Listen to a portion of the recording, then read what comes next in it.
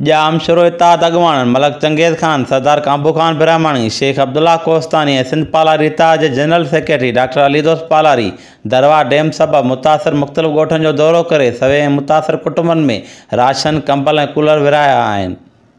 इन मौक़े ते बरसाति मुतासिर ॻोठाणनि पंहिंजा वीचार हिन रीति वंडिया आहिनि।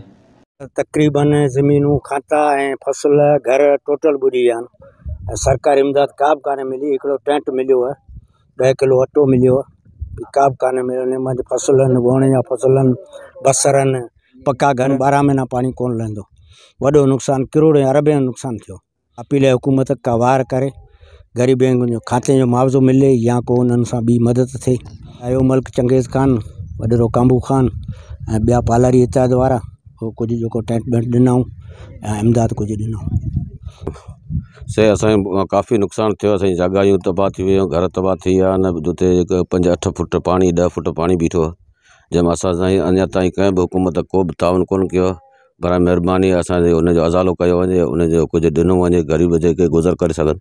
साईं हाणे मुतासिर त इलाही ॻोठ थिया आहिनि ऐं सामान बि इहो साईं चंगेज़ खान ॾियणु आयो, सरकार तरफ़ां कुझु कोन थियो वार। मुतासिर ॻोठ तक़रीबन 100-150 घर मुतासिर थिया आहिनि, जंहिंजी हुकूमत का वार कोन की आहे। बाक़ी साईं चंगेज़ आयो, माशाल्लाह, उन जी महिरबानी।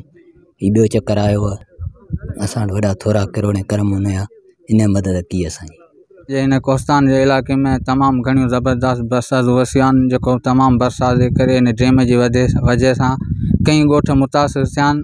जेका सिंध गवर्नमेंट ऐं पाकिस्तान का बि हिन वक़्तु गवर्नमेंट हुकूमत मदद न कई आहे ग़रीब माण्हुनि जे, जंहिंजा घर ॿुॾी विया, जंहिंजा ॻोठ तमामु सभु पाणी जे अंदरि आहिनि। कंहिं बि हुकूमत, सिंध हुकूमत न पाकिस्तान हुकूमत कंहिं बि मदद न कई आहे।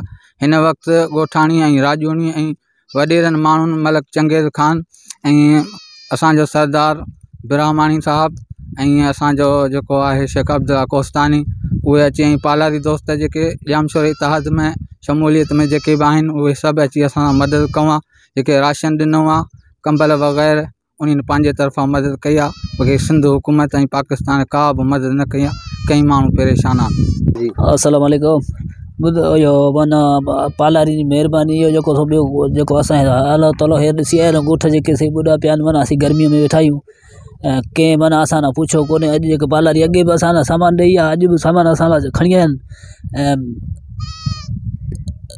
चंगेज़ माना इन जी महिरबानी इहो खणी आयो आहे। जाम शुरू इत्तेहाद अगवान मलक चंगेज़ खान जो चवणो त हाणोकिन बरसातुनि खां पोइ दरवा डैम जी पछड़ीअ में पाणी वधी वञण सबबि दे डेसवी, दे वाही आरब खान ऐं दे कंडे तराई जा केतिराई ॻोठ पाणी में ॿुॾी विया आहिनि, जंहिं सबबि अञा ताईं सवे घर पाणी हेठां आहिनि। उतां जा ॻोठाणा रुॻो पंहिंजूं जानियूं बचाए ॿाहिरि निकिता आहिनि, जॾहिं त संदनि घर घाट, मस्जिदूं, माल मता ऐं पोखल वञूं सभु पाणीअ में ॿुॾी तबाह थी वियूं आहिनि।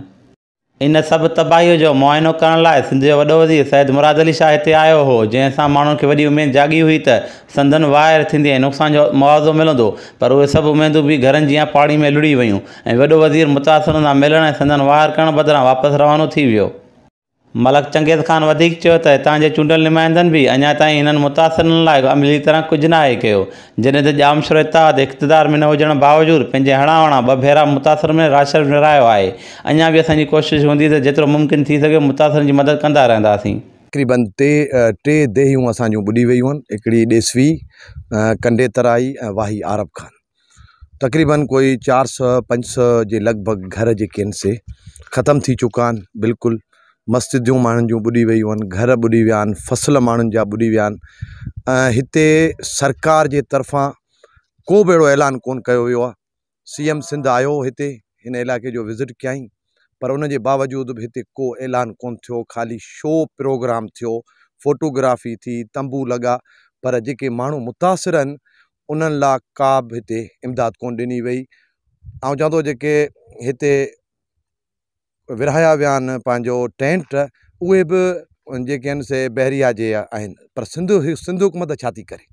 सिंध हुकूमत खे खपे त जेके माण्हुनि जा घर ॿुॾा आहिनि उन्हनि लाइ ऐलान कयो वञे, माण्हुनि खे पक्का घर ठाराए ॾिना वञनि त माण्हू पंहिंजो जेको आहे सो उन में रही सघनि। टेंट में केतिरो टाइम ताईं रहंदो?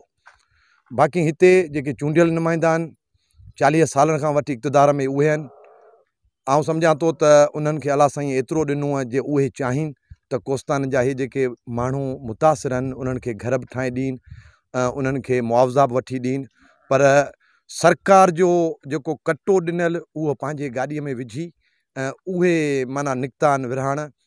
उन मंझि बि हुननि जी इहा आहे त पसंदि नापसंदि। जे अगरि को माण्हू ॼामशोर इताद सां वाबस्ता आहे त उनखे सामान नाहे ॾियणो, उनखे टेंट नाहे ॾियणो। जो अगरि हुननि जो को वाबस्ता हुननि सां आहे, वोटर आहे, त उनखे ॾियणो आहे।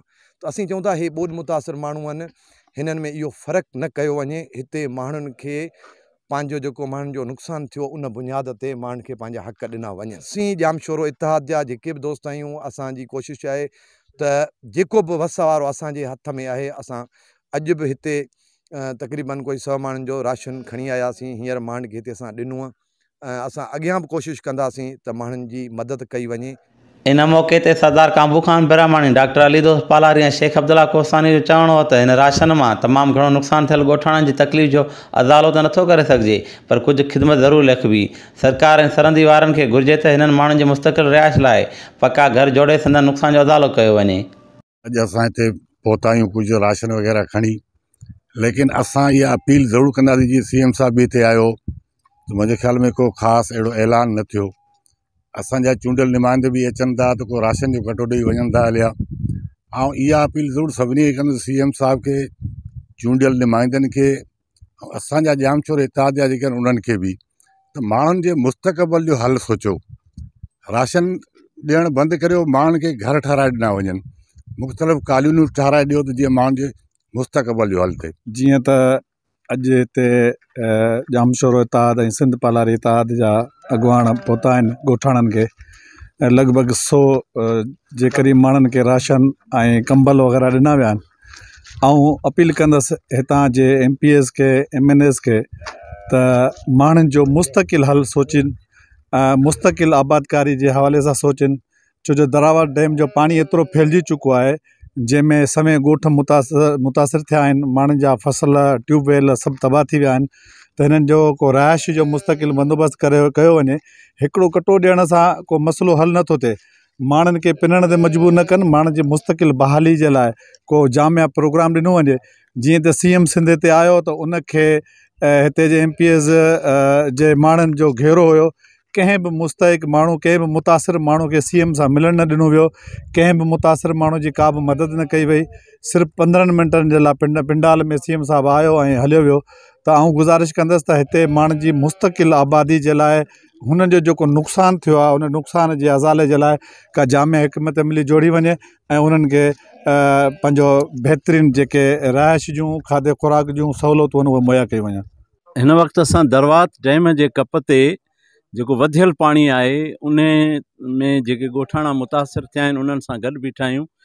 ही जेके ख़ीमा हिननि जा साम्हूं नज़र था अचनि, उहे आर्ज़ी हिननि जी रहाइश आहे, जॾहिं त हुननि जा घर इन पाणीअ जे अंदरि अची विया आहिनि। डैम जो जेको काथो उन खां पाणी वधी वियो आहे ऐं हुन जो जेको ओवरटॉप आहे उहो अञा बि मथे हो। इन जे करे ही समूरा ॻोठ, कोई तक़रीबन 20-25 ॻोठ आहिनि, 400-500 माण्हू आहिनि जेके मुतासिर थिया आहिनि। हिननि जूं ॿनियूं ॿारहा, घर घाट, मस्जिदूं, घर उताकूं सभई पाणी हेठि अची वियूं आहिनि, जंहिंमें हाणे ही पंहिंजी हिकिड़ी मुसाफ़िर वारी ज़िंदगी पिया गुज़ारिन। सरकार खे घुरिजे त हिननि जे लाइ घर ॾे, हिननि खे मुस्तक़िल हिननि जे आबादी जो बंदोबस्तु करे ऐं इमदाद बि सुठी ॻाल्हि आहे, हुननि जी मदद बि थियणु घुरिजे, पर उन सां गॾोगॾु हुननि जी मुस्तक़िल आबादी जे लाइ कोशिशूं वरितियूं वञनि ऐं उन्हनि खे घर ॾे ॾियनि। MPA MNAs खे खपे त हिते बार बार चकर ॾियनि, माण्हुनि जी सार संभाल लाइनि। वरी ईअं न आहे त वोट वठण खां पोइ 5 सालनि खां पोइ पधिरा थियनि ऐं वरी ॿिया कूड़ा वाइदा कनि, वॾा आसरा ॾियनि, ॾटा ॾियनि। इन मां कुझु न थींदो। माण्हू हाणे कोहिस्तान जो सुजाॻ थी वियो आहे। ॾटनि ऐं आसरनि ते क़तन जेको आहे सो आईंदा हिननि खे वोट न ॾींदो। ऐं हीअ जेका मकानी चूंड अचे पई, इन में बि माण्हू हाणे इन्हनि ॾटनि ऐं आसरनि वारनि खे को वोट न ॾींदा, पर माण्हू अहिड़ा नुमाइंदा चूंडींदा जेके सही माना में माण्हुनि जो मसइलो। इन मौक़े ते वहाबुद्दीन पालारी, रजब अली मेमण, ख़ालिद ॾेथो, हरेश कुमार ऐं ॿिया पिणु मौजूदु हुआ।